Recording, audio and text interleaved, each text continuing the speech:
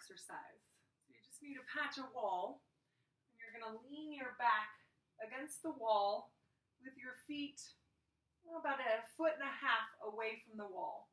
You don't want to lock and pop your knees, so just have them soft. And what you're trying to do is elongate your spine onto the wall. Try to get the back of your head onto the wall. And you also want to try and feel your low spine onto the wall.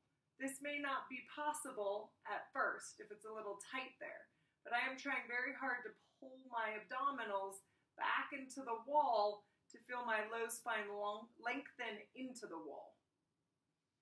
The upper spine is also doing that. So if the upper back is a little tight and you're trying to get your spine to the wall, you may find that lifting your chest pops your low back off of the wall a little bit.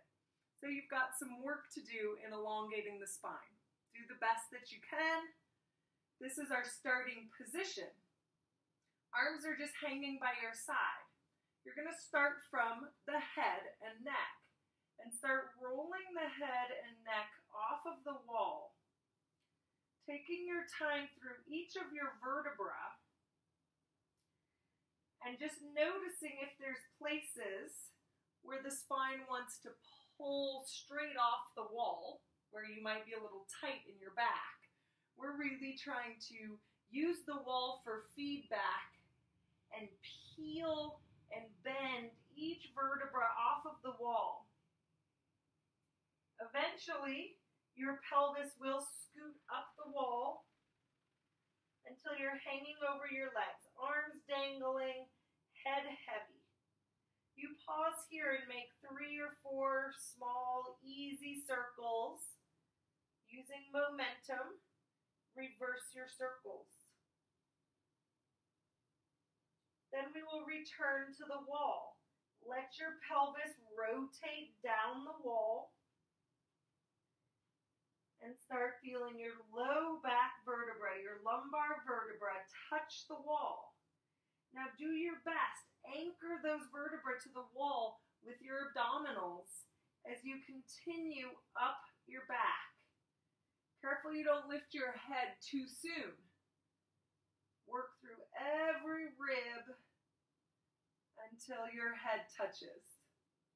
Keeping the spine very elongated against the wall, bring the arms forward and lift them towards the ceiling only as high as you can maintain your back against the wall.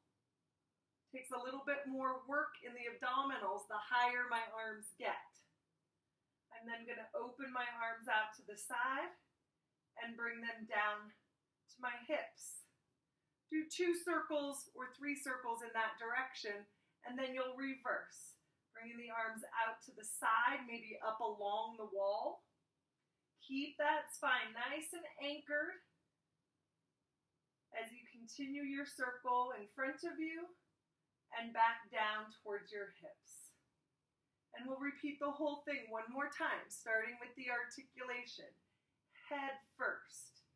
As one vertebra peels off the wall, every vertebra below that stays anchored and plastered to the wall.